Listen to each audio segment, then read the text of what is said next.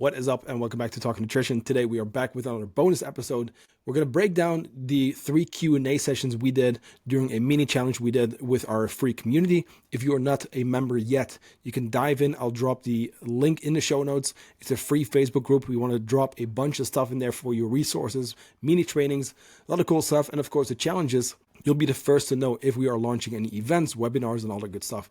So go ahead. In the show notes, you'll find that link to our Facebook group, a couple questions, no strings attached. It's really just extra help because, once again, we kind of know that nutrition gets a little overwhelming, and especially when it comes to training, there's so many different opinions, and there's mindset work, which is really the foundation, right? So we're going to dive in for the next 6 Thursdays in a row. We'll be breaking down the Q&As, starting with 2 episodes on nutrition, then 2 about training, and then 2 on all things mindset. Enjoy.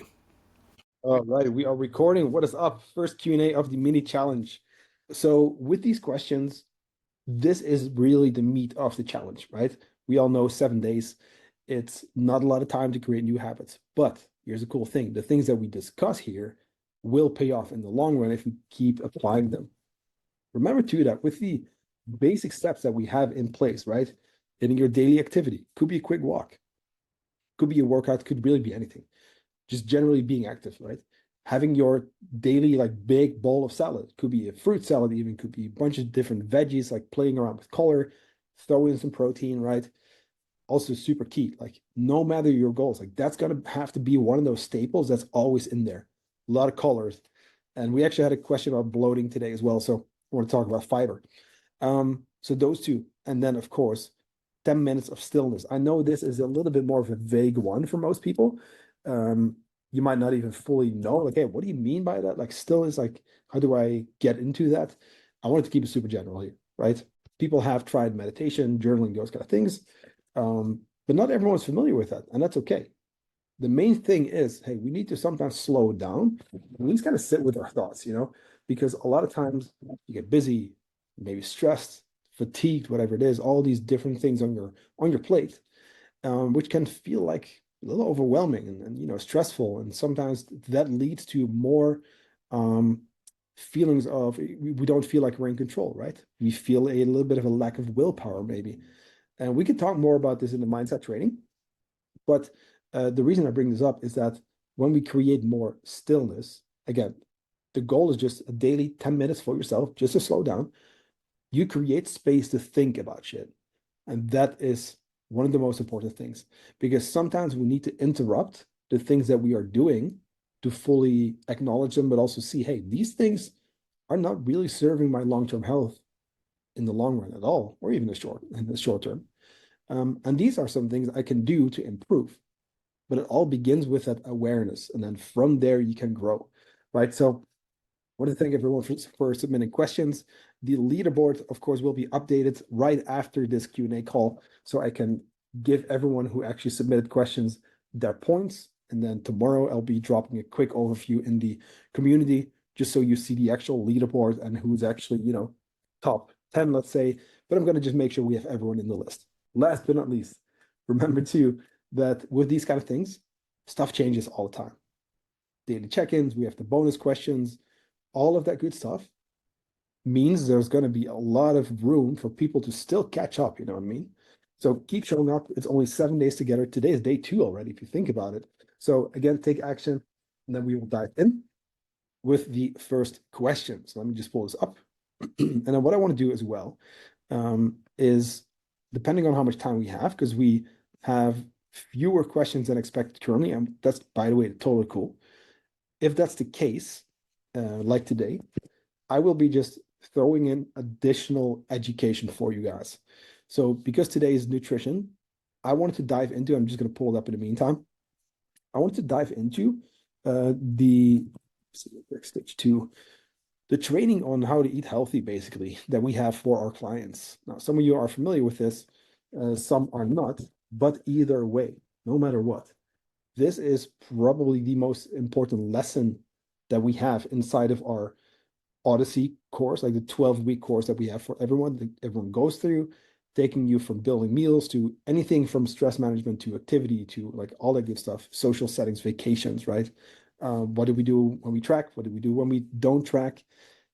Handling different situations like roadblocks that will come up, a lot of mindset stuff, self-reflection.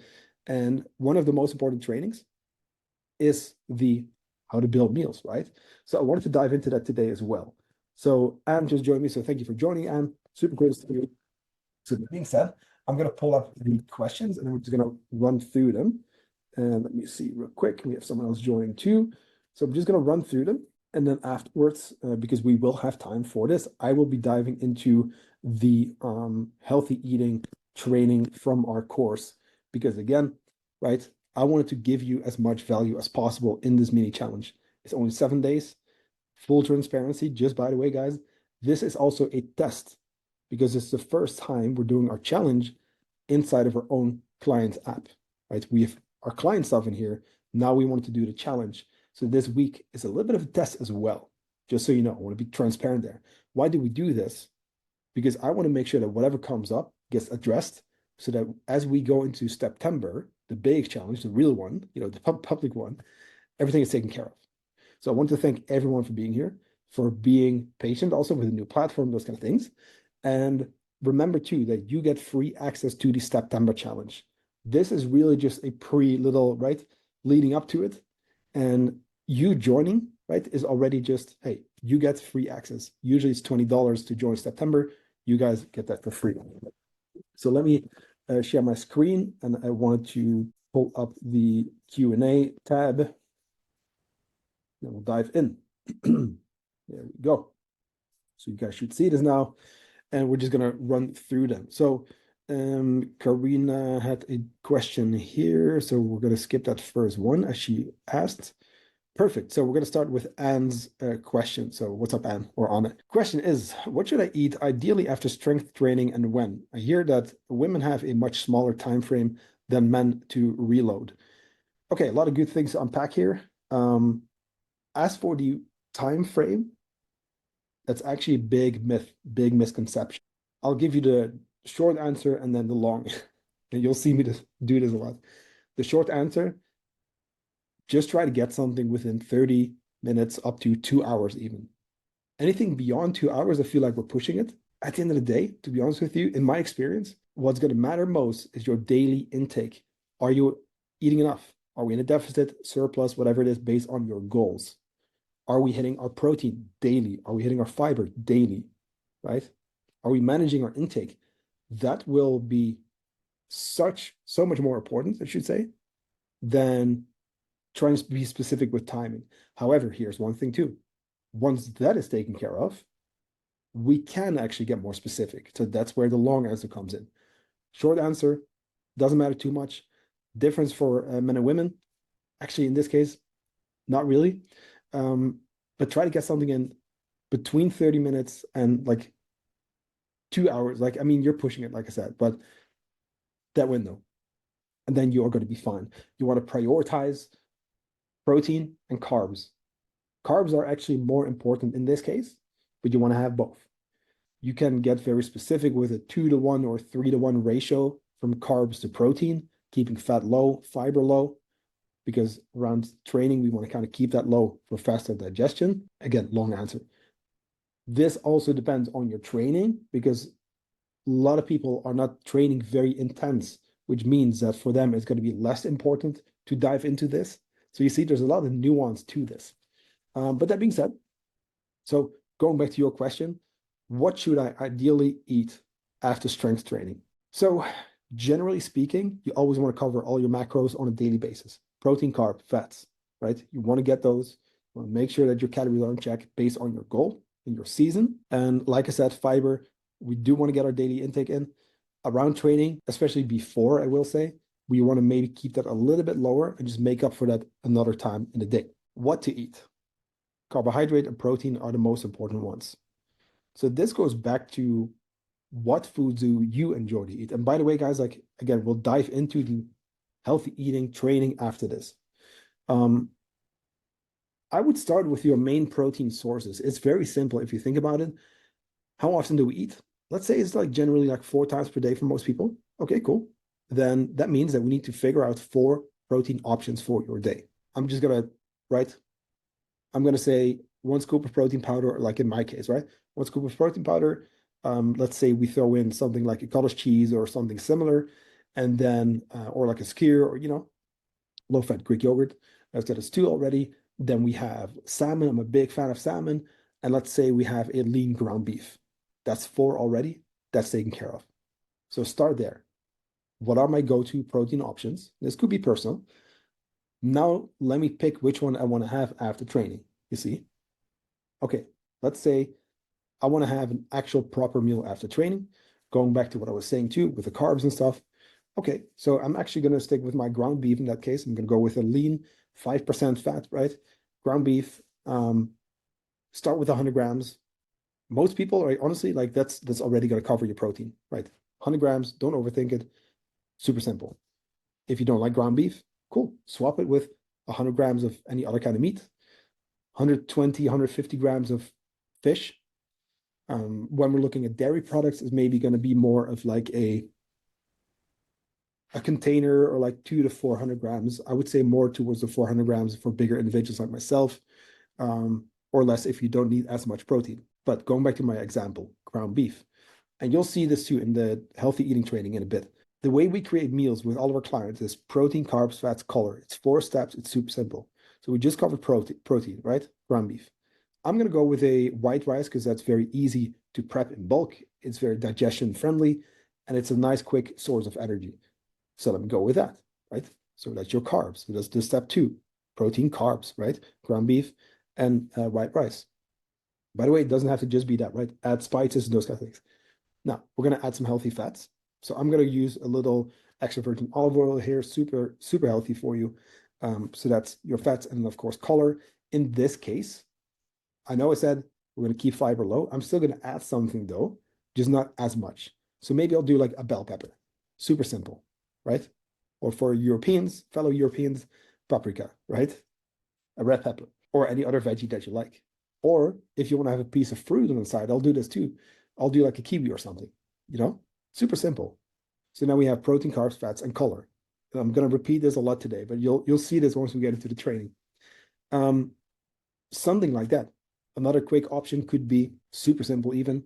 Let's say a skyr yogurt or cottage cheese, and then some berries. And then if you want to add some fats, maybe walnuts or something, now you're going to get your protein and carbs from the yogurt. There you go. You add some color, berries, boom. Add some healthy fats, a little bit of walnuts or whatever it is. Super simple. I'll give you one more to keep it simple. Smoothie. Scoop of protein powder, frozen banana, throw in some berries, milk or water. There you go. Right? Really keeping it simple. Prioritize whole foods for the most part, or at least minimally processed foods. They'll go a long way. In terms of how much, 20 to 30 grams of protein for most people. It's hard to say because right now, like for Anne, for example, like I don't have your actual numbers because we're not coaching, of course. But 20, 30 grams of protein at the very minimum for most people.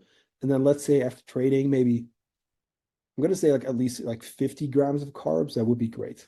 And then maybe fats, maybe around 10 or so. It doesn't have to be much higher. All right. So Sabrina says, if you only check for one macro and calories, is it better to keep track of protein, fats, or carbs? Very good question. So we always said, and Sabrina, we've coached together. So for everyone else, for a bit of context, what we always do is we do either macros or calories and protein. There's no other option, right? Macros, calories, and protein. And starting with macros, first of all, that is going to always be the best way to manage the protein, carb, fat, color, right, framework, because it's easier to build it that way. We also control our fat intake versus carbs, fats being super high in calories, carbs less than half. That's a huge one. Knowing that, let's say we are in a fat loss phase, we want to make sure to keep filling foods in, right? We want to make sure that we keep our carbs around training for performance, recovery, those kind of things. Now, that being said, let's say we just want to do calories and one macro, like you said. We don't do calories and carbs or calories and fats. We only do calories and protein. So the long story short is protein, number one. The calories at the end of the day, big picture, like even if you're tracking macros, those add up to be your calories, right? You get 4 calories per gram for your carbs, for your proteins, and then 9 calories per gram for your fats. So managing your calories, like that's the most important thing. But a very close second is going to be protein intake. It's going to keep you full. can help you build muscle, maintain muscle. Most important macronutrients, most people in my experience are not getting enough. So also there, right? Make sure to prioritize your proteins. Super simple. For most people, it's going to come down to like at least 30 grams of protein per meal. If you don't hit that, start there. You know what I mean? Super simple. Going back to what I was just saying with Anne's question, also there, right? Pick 4 foods, see how much you need for 30 grams of each. There you go. And then, of course, you want to build meals around that.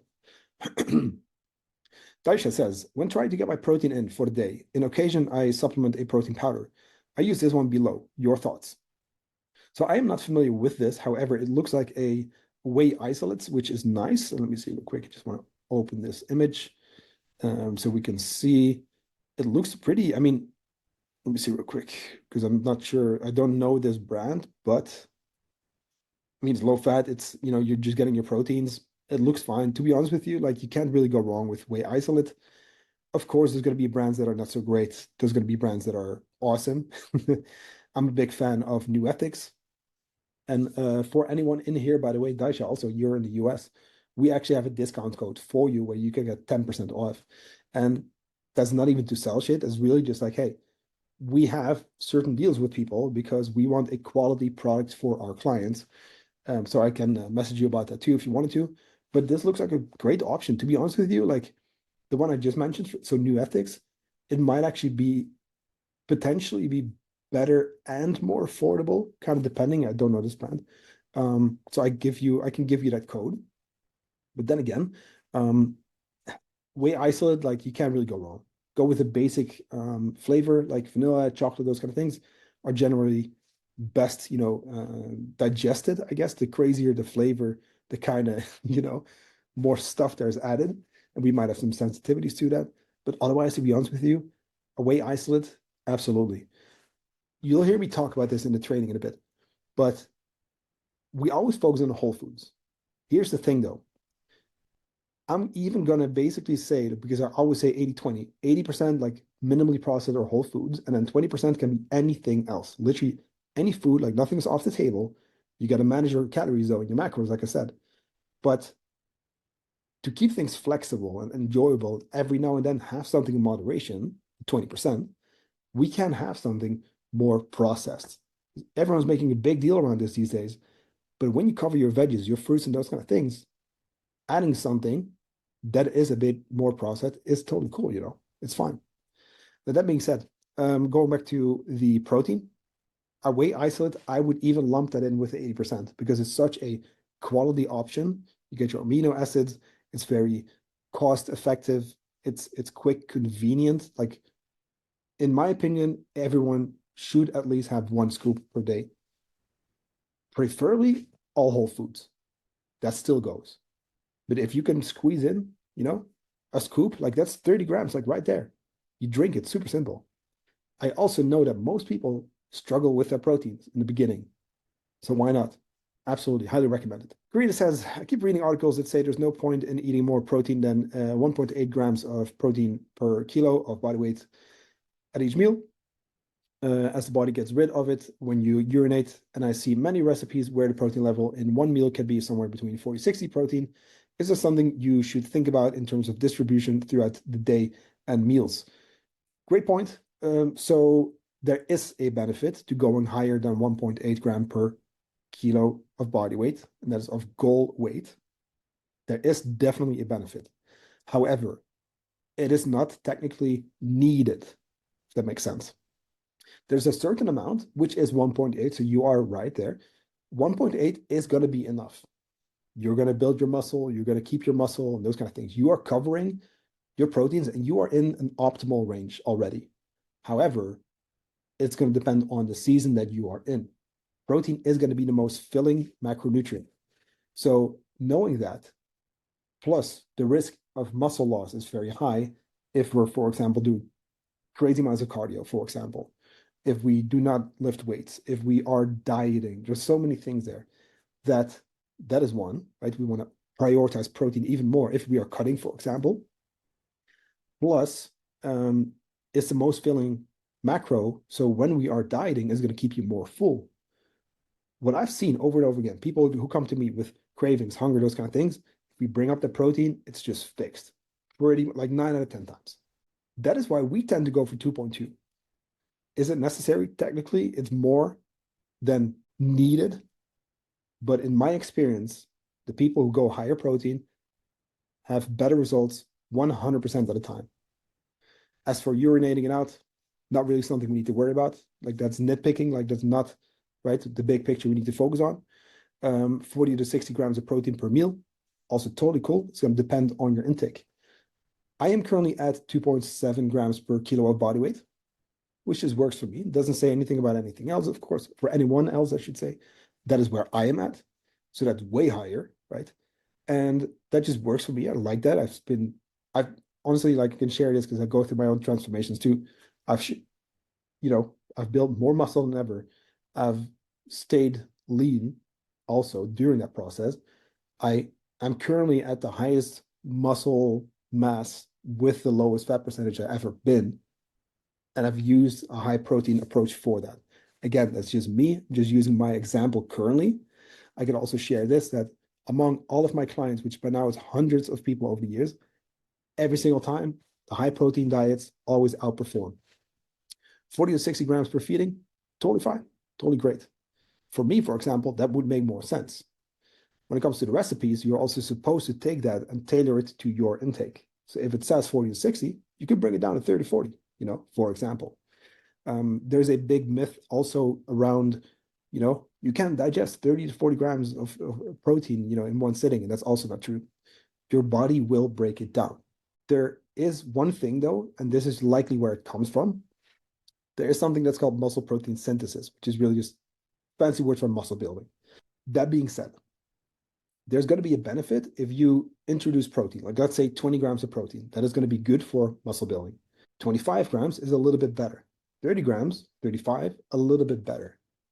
Once you get to like 40 plus kind of, there's no extra benefit. The benefit is still there. And by the way, it's still going to be more filling, but there's no additional benefit to having some more protein in that sitting. That being said, your body will still break it down.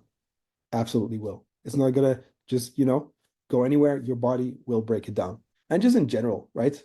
Sure, the body excretes just generally like the nutrients that it might not need as much of. And by the way, either way we do that through urination, whether we have a high intake or not, and I'm specifically, maybe I should mention this too, like maybe like let's say electrolytes, we're going to excrete those anyway. You know what I mean? So either way, it's not something to really worry about. It's something that every single time works better. Also there, reading articles, super important. But then again, you're also a client of us, so make sure to discuss this with your coach because that's what we are here for. We are here because I know this from experience, right? Back in 2012, when I was overweight, I was trying to figure this out. I was there. Like I was reading the blogs and the articles and so many different opinions. The whole point with being coached is that we have someone on the team, right? Your coach in this case, who can help you clarify that. So keep reading, absolutely, but take it to your coach or just message me and bring this stuff up like you're currently doing in a Q&A, which is huge. Because here's the thing, you're going to, like, about any topic, you're going to find different opinions on everything. A lot of strong opinions too. However, what we need to do is just objectively look at it. And online, it doesn't happen enough. So since you are being coached, utilize that, discuss this with your coach, because your coach also is the person who should kind of take all of that and kind of make it just very clear for you, which in this case, I am currently doing for you, of course. So I hope that makes sense. In terms of distribution, super simple, spread it across the day. If my target, just for easy numbers, let's say your target is 120 grams per day and you have 4 meals, that's 30 grams per meal. That's it. You see? If your target is 150 grams of protein per day, you have 5 meals, same kind of thing, 30 grams. If you have 150 and you only have, let's say 3 meals, which would be, right, not optimal, but okay, that means 50 grams of protein per meal. Janat says, when should I take electrolytes for the best effect? And could they also help when you have muscle cramps? I have periods where I very easily get muscle cramps in my legs. Yes, so when it comes to cramping, like that could be one of those. Then again, it's a little tiny detail. So here's the thing, electrolytes are all the hype these days. And I do like them. I will say this, and I like them. I use them myself too around training. I also drink a lot of water. People are there's a difference in people in terms of like how much we sweat. We might be a big sweater. We might not really sweat a lot. The person who's going to be sweating a lot more may likely benefit more of electrolytes, where the other person might not even need it at all, to be honest with you. Then there's also a difference in terms of how salty people's sweat is. So in that case, like if we're a salty sweater, we actually need some more salt. By the way, guys, if you go online, you look up all these brands, LMNT, salt, whatever it is, it's mostly just sodium. You can get that from salting your food, salting your meals. I would just start there, right? Start there. But here's one thing I will say. Since you notice, hey, I have some muscle cramps, it's likely a good idea to start implementing this, but also addressing your hydration, because the cramping can also be because of dehydration, or at least not getting enough in. So focusing on your hydration, I would say maybe go through a period of testing it, seeing if it works for you, because at the end of the day, like that's the best way to find out. Makes sense? Veronica says, which supplements do you recommend when breastfeeding a newborn? I do not generally recommend any. I don't do blanket statements for, and so Veronica is our client, right? So we'll dive into this, Veronica. But on this Q&A, I will not address this question because there's not a general answer for this question. And I want everyone on this Q&A, whether you're watching live or the replay, I want you to know this. With these kind of things, especially supplements, it's not a matter of, boom, this is the answer for everyone. And that even goes for a lot of changes nutritionally, right? Going back to social media, you'll see a lot of opinions and those kind of things. And they should be there, of course. There's also a lot of misinformation, though. And here's the thing. It simply would not be correct for me to be on this Q&A and be like, hey, general supplements for breastfeeding. Just not the right thing to do. Just isn't. That needs to be done through, hey, have a chat with the doctor, see what they say, track our food, for example, making sure that first of all, we just get enough in. Before any supplementation, are we getting enough food in? With breastfeeding, the body needs multiple hundreds of extra calories. Of those foods, do we cover the macros? Do we cover micronutrients? So for those whole foods, are we getting our daily fruits and veggies in? If that's the case, awesome. Then we are focusing on the right stuff. Supplements, not the focus right now. The big picture, that's number one. And I'm also saying this because we literally just started coaching. So that's also one of the reasons. But generally speaking, it just simply would not be right to make one blanket statement to a question that's so nuanced. Because, I mean, context. What are we getting from our diet? Are there any nutrients missing? You know what I mean? What supplements are we taking or not? It's going to be individual. And nutrition needs to be individualized. Going to the next one from Deborah says, when trying to hit my protein levels, I find myself short on the calorie side. So I choose food with a higher calorie count, but then I overload on carbs. Obviously a bad choice. Any ideas of high calorie, low carb foods to fill the gap? So good question. When we are short on calories and we're trying to increase our proteins, I think if we're trying to fix that in the moment, it's the wrong approach. We're being reactive. We're not being proactive. So instead, what we want to do is working towards that. Okay, let's say like we notice we are over or under whatever it is at the end of the day. Okay, where during our day did we miss out? Let's start there. You know what I mean? When it comes to proteins, really just the basics. And we'll dive into the training in a bit too, but basics. Whole foods, right? Meats, fish, eggs, egg whites, whey protein powder, great option there. I'm a big fan of things like ground beef, salmon, dairy products like cottage cheese, skyr, those kind of things. There's protein milks. There's so many things we can have. And those are mostly going to get you your proteins. Then we need to look at, okay, how much do you have left in your carbs and your fats based on your current target? So Deborah is also coaching with me. And also there, right, it's going to depend on what we are short on. Because we can say, what's a high calorie food? There's not enough context. Are we low on carbs? Are we low on fats? Which do we need to bring up? Are we low on fats? Bring up nuts and seeds. Bring up avocado, extra virgin olive oil, those kind of things. Are we low on carbs? Go up in your whole grains, things like potatoes, sweet potatoes, whole grain products like tortillas, those can be great. Oats are amazing. I'm a big fan of like white rice and stuff, very easily digested too. So zoom out, see when do we miss like let's say a specific macro, whatever it is. Why is it happening? And try to work back. Start with breakfast. Is that taken care of? Do you get your protein, carb, fats for your breakfast? Yes or no? Boom, next one. Lunch, protein, carb, fat, etc. Right? And then you build that out step by step so that eventually you get to the total. You see? So focus more on building the individual meals so that eventually you get to those totals by following the steps that we're about to get into.